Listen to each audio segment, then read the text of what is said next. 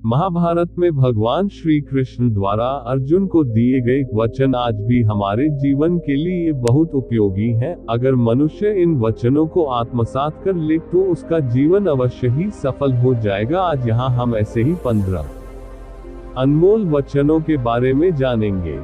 व्यक्ति को उसके कर्म का फल उसी तरह ढूंढ लेता है जैसे कि कोई बछड़ा सैकड़ों गायों के बीच अपनी मां को ढूंढ लेता है।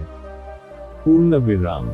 आत्मा ना तो जन्म लेती है और ना ही मरती है, ना ही इसे जलाया जा सकता है, ना ही इसको भिगोया जा सकता है। आत्मा अमर और अविनाशी है।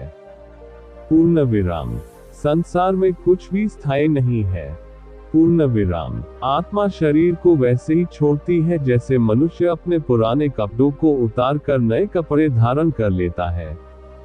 पूर्ण विराम। व्यक्ति का सुख दुख मान अपमान लाभ हानि का एहसास करना मन की शरारत है। आत्मा का इससे कोई लेना देना नहीं है। पूर्ण विराम। जब ये संसार ही स्थायी नहीं है तब इस संसार की कोई वस्तु कैसे स्थायी हो सकती है। पूर्ण विराम। मैं इस संसार के सभी जीवों में विद्यमान हूँ, मैं चींटी में भी हूँ और हाथी में भी। पूर्ण विराम। संसार के सारे रिश्ते नश्वर हैं और केवल शरीर से जुड़े हुए हैं। जैसे ही व्यक्ति की मृत्यु होती है और आत्मा शरीर को छोड़ देती है, आत्मा का शरीर से जुड़े रिश्तों से कोई नाता नहीं रहता। पूर्ण विराम।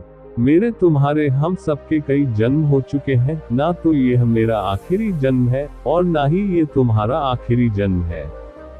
पूर्ण विराम। वर्तमान परिस्थितियों में जो तुम्हारा कर्तव्य है वही तुम्हारा सच्चा धर्म है। पूर्ण विराम।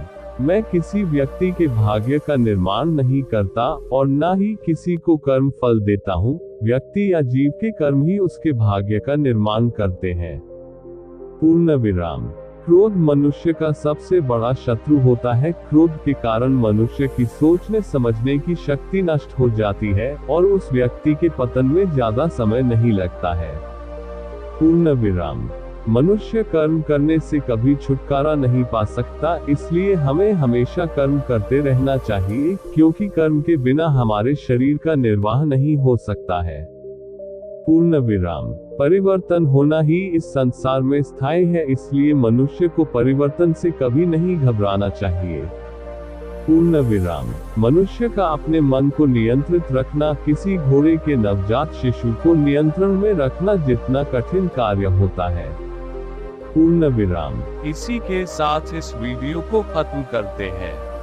दोस्तों, उम्मीद करता हूँ आपको इस कहानी से एक अच्छी सीख मिली होगी। ये कहानी आपको कैसी लगी हमें कमेंट बॉक्स में कमेंट करके जरूर बताएं और साथ ही इस कहानी को अपने दोस्तों के साथ जरूर शेयर करें ताकि उन्हें भी इस कहानी से कुछ सीखने को मिल सके।